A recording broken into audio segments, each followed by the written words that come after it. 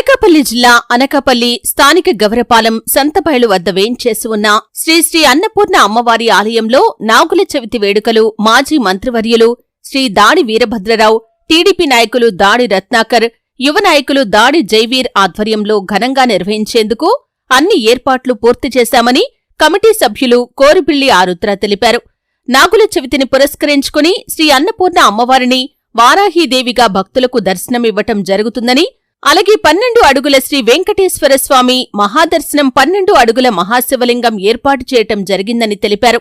ఈ సందర్భంగా అమ్మవారికి తెల్లవారుజాము నుండి విశిష్ట పూజలు, ప్రత్యేక అభిషేకాలు చేయటం జరుగుతుందని, అలాగే కాశీలో ఏ విధంగా అయితే భక్తులకు ప్రసాదం కింద బియ్యం కాయిన్ ఇవ్వటం జరుగుతుందో అదేవిధంగా నాగుల చవితి రోజు దర్శనానికి విచ్చేసిన ప్రతి ఒక్క భక్తుడికి అన్నపూర్ణ అమ్మవారి వద్ద పూజ చేసిన బియ్యం కాయిన్ ఇవ్వటం జరుగుతుందని, కావున భక్తులు 50 మంది విచ్చేసి అమ్మవారిని దర్శించుకుని అమ్మవారి కృపకు పాత్రులు కాగలరని కోరారు. ఓం సర్వమంగళ మంగళ్యే శివే సర్వార్థ సాధికే శరణ్యం త్ర్యంబకే దేవి నారాయణ నమస్తుతే.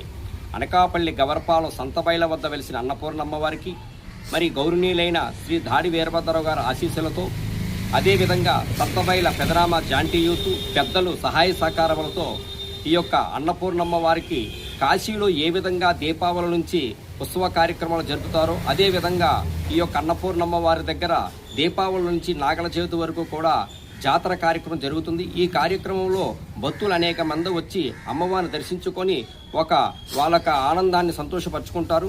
అదేవిధంగా రేపు జరుగుతున్న నాగల చవితి నాడు శ్రీ అన్నపూర్ణమ్మ వారికి విశేషమైన పూజలు జరుగుతున్నాయి. ముఖ్యంగా అన్నపూర్ణమ్మ వారి అవతారాన్ని వారీహి అవతారంగా రేపు మనం ప్రజలకి భక్తులకి చూపించడం జరుగుతుంది.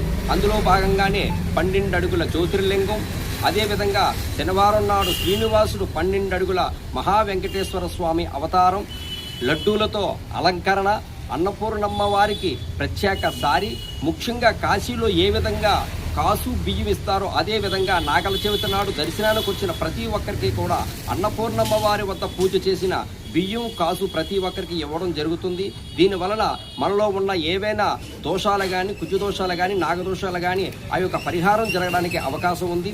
కావున భక్తులు 50 మంది నాగల చవితి నాడు ఉదయం 9 గంటల నుంచి రాత్రి 8 గంటల వరకు అమ్మవారి దర్శన కార్యక్రమం జరుగుతున్నది. కావున చివరి రోజైన ఈ అమ్మవారిని ప్రతి ఒక్కరూ కూడా మనస్ఫూర్తిగా భక్తితో పూజించుకొని దర్శించుకొని అమ్మవారి ప్రసాదం స్వీకరించి అమ్మవారికి కృపకు పాత్రులు కావాలని కోరుకుంటున్నాం. శ్రీ అన్నపూర్ణమ్మ మాత